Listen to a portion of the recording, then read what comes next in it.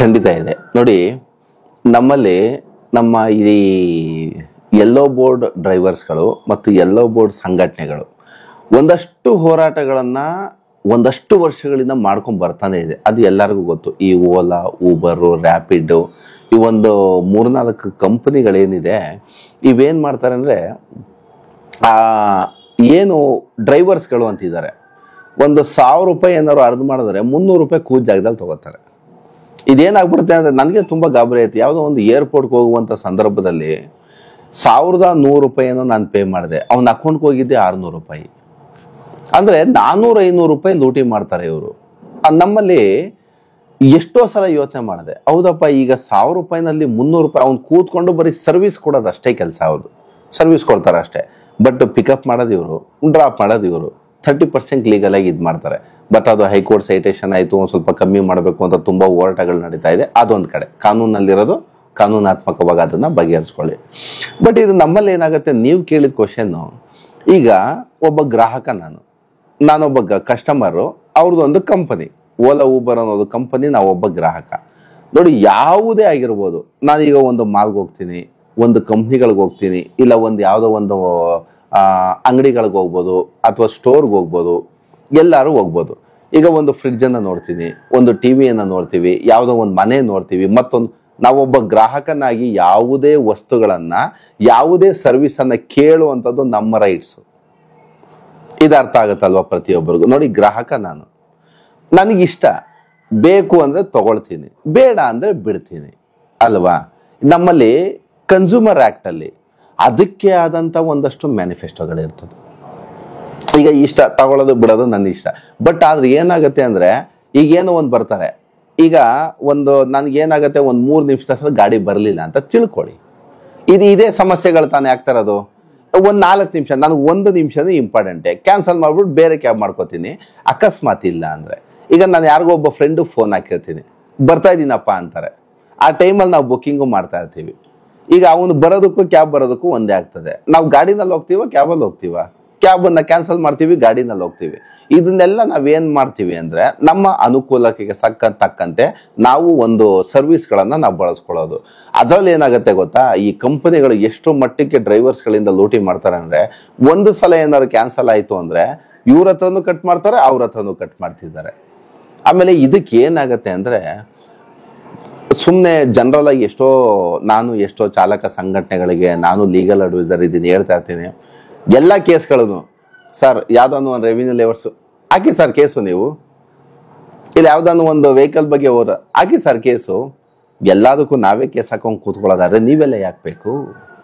ಇದು ನಾವು ಎಷ್ಟೋ ವಿಡಿಯೋಗಳನ್ನು ಮಾಡಾಕ್ತೀವಿ ಅಂತ ತಿಳ್ಕೊಳ್ಳಿ. ಜನರಲ್ ಆಗಿ ಕಮೆಂಟ್ಸ್ಗಳು ಬರ್ತಾ ಇರ್ತಾವಲ್ಲ, ಯಾಕೆ ಸರ್ ನೋಡ್ಕೊಂಡು ಸುಮ್ಮನಿದ್ದೀರಾ, ನೀವೆಲ್ಲ ಮೋಸ ಹೋಗ್ತಾ ಇರ್ರಿ, ನೀವೆಲ್ಲ ಮೋಸ ಮಾಡ್ತಾನೆ ಇರ್ರಿ, ನಿಮ್ಮನ್ನೆಲ್ಲ ಸರಿ ಮಾಡಕ್ಕೆ ನಾವು ಬರ್ಬೇಕಾ?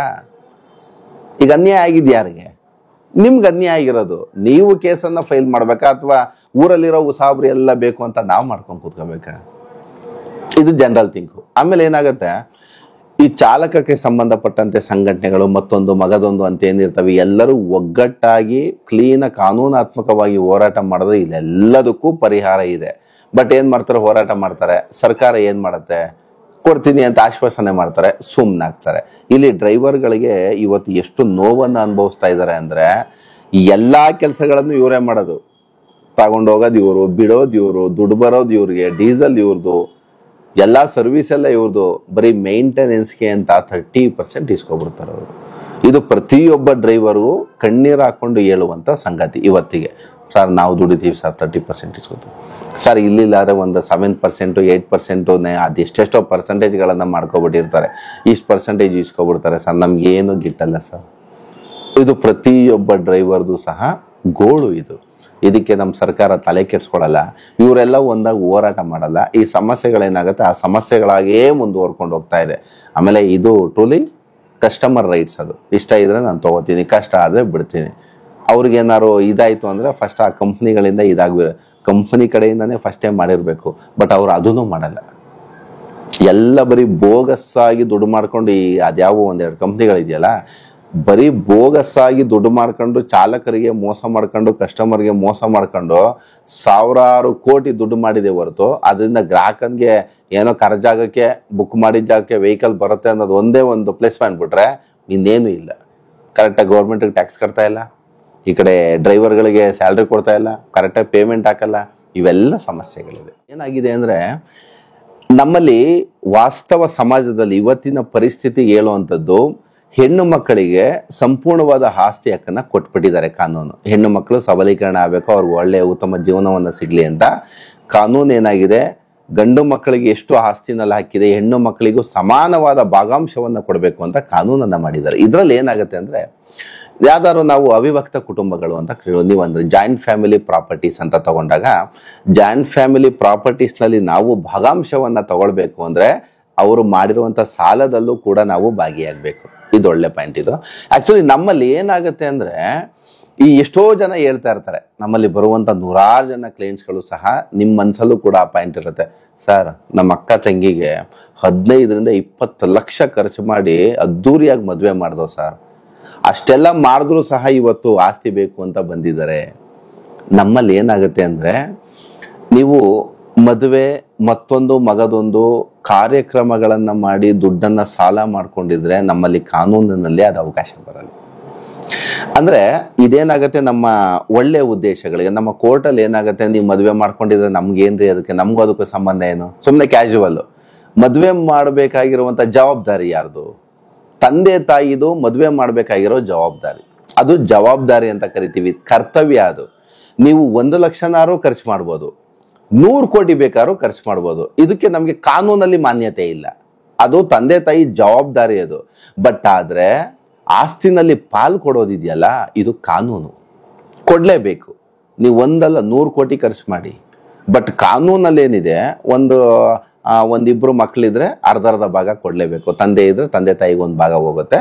ಈ ಥರ ಹೆಣ್ಣು ಮಕ್ಕಳಿಗೆ ಆಸ್ತಿನಲ್ಲಿ ಭಾಗಾಂಶ ಕೊಡಬೇಕಾಗಿರೋದಂತೂ ಖಡಾಖಂಡಿತವಾಗಿ ಕೊಡಲೇಬೇಕಾಗ್ತದೆ. ಅದರಲ್ಲೂ ಈಗಂತೂ ಪ್ರತಿಯೊಬ್ಬ ಹೆಣ್ಣು ಮಕ್ಕಳು ಸಹ ಎಚ್ಚೆತ್ಕೊಂಡಿದ್ದಾರೆ.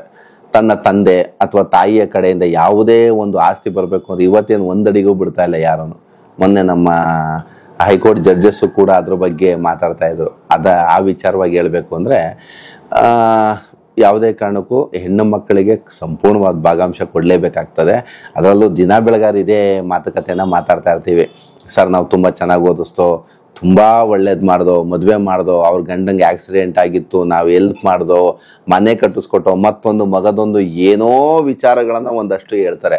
ಅವುಗಳಿಗೆ ಡಾಕ್ಯುಮೆಂಟ್ಸ್ ಇಲ್ಲ ಅಂದರೆ ನಾವು ಹೇಳೋದಕ್ಕೆ ಬರಲ್ಲ. ಈಗ ಅಣ್ಣ ತಂಗಿ ಕೊಡೋದಕ್ಕೆ ಡಾಕ್ಯುಮೆಂಟ್ಸ್ ಇರಲ್ಲ. ಬಟ್ ನಾವು ಅಡ್ವೊಕೇಟ್ಸ್ಗಳು ಅಥವಾ ಕೋರ್ಟು ಏನು ಕೇಳುತ್ತೆ? ಡಾಕ್ಯುಮೆಂಟ್ಸ್ ಇದ್ರೆ ಮಾತ್ರ ನಾವು ಕೋರ್ಟ್ಗೆ ಎಂಟರ್ ಆಗುವಂಥದ್ದು, ಡಾಕ್ಯುಮೆಂಟ್ಸ್ ಇದ್ರೆ ಮಾತ್ರ ನಾವು ಪ್ಲೀಡಿಂಗ್ ಮಾಡೋದಕ್ಕೆ ಸಾಧ್ಯ. ಬಟ್ ಇದೇನಾಗುತ್ತೆ, ವಿಶ್ವಾಸದಲ್ಲಿ ನಡೆಯುವಂಥ ವ್ಯವಹಾರಗಳಿಗೆ ಪ್ರೀತಿ, ವಿಶ್ವಾಸ ಮತ್ತು ಅನುಕಂಪ, ಮಾನವೀಯತೆ ಇರುತ್ತಲ್ಲ, ಇದೆಲ್ಲ ನಮ್ಮ ಸುತ್ತಮುತ್ತ ಒಂದು ಸಂಸಾರವನ್ನು ನಡೆಸಬೇಕು ಅಂದರೆ ಇವೆಲ್ಲ ನಡೆದಿರುತ್ತೆ. ಬರ್ತಾರೆ, ಒಂದು 5 ಲಕ್ಷ 10 ಲಕ್ಷ ಈಸ್ಕೋತಾರೆ, ಹೋಗ್ತಾರೆ, ಸಾಲ ಕೊಡ್ತಾರೆ, ತೀರಿಸ್ಕೋತಾರೆ, ಅಥವಾ ಫ್ರೀಯಾಗಿ ಗಿಫ್ಟ್ ಮಾಡಿರ್ಬೋದು. ಇದೆಲ್ಲ ನಮಗೆ ಕಾನೂನಿನಲ್ಲಿ ಮಾನ್ಯತೆ ಬರೋದಿಲ್ಲ. ಹೌದು, ಈ ರಿಜಿಸ್ಟ್ರೇಷನ್ ಮಾಡುವಂಥ ಸಂದರ್ಭದಲ್ಲಿ ಅಥವಾ ಮದುವೆ ಆದಂಥ ಸಂದರ್ಭದಲ್ಲಿ ಮದುವೆ ಆಗೋಗ್ತಾರೆ. ಈಗ ಎಷ್ಟೋ ವಿಚಾರ, ಇದು ಒಂದು ಒಳ್ಳೆಯ ಮಾತಿದು. ಈಗ ಮದುವೆ ಆಗಿರ್ತಾರೆ, ಈಗ ಗಂಡ ಏನೋ ಒಂದು ಬಿಸ್ನೆಸ್ ಮಾಡಬೇಕು ಅಂತಾರೆ, ಇಲ್ಲ ಗಂಡ ಓದ್ತಾ ಇರ್ತಾರೆ, ಇಲ್ಲ ಹೆಂಡತಿ ಇಬ್ಬರೂ ಓದ್ಕೊಂಡು ನಾವು ಕೆಲಸ ಮಾಡ್ಕೊಂಡು ಜೀವನ ಮಾಡಬೇಕು ಅಂತಾರೆ. ಇಲ್ದಿದ್ರೆ ಗಂಡ ಒಳ್ಳೆ ಬಿಸ್ನೆಸ್ ಮಾಡಬೇಕು, ಅತ್ತೆ ಮಾವನ ಕಡೆ ಚೆನ್ನಾಗಿರ್ತಾರೆ, ಒಂದು 10 ಲಕ್ಷ 20 ಲಕ್ಷ ದುಡ್ಡು ಕೊಡಿ ಅಂತಾರೆ. ಈ ಥರ ಸಂದರ್ಭದಲ್ಲಿ ಏನಾಗುತ್ತೆ ಗೊತ್ತಾ, ಈ ಹೆಣ್ಣು ಮಗಳಿಗೆ ಮನೆ ಬಿಟ್ಟು ಗಂಡನ ಮನೆಗೆ ಹೋದಂಥ ಹೆಣ್ಣು ಮಗಳಿಗೆ ಲೀಗಲ್ ಆಗಿ ಒಂದು 10 ಲಕ್ಷ ದುಡ್ಡು ಹಾಕಿರ್ತಾರೆ ಅಕೌಂಟ್ಗೆ.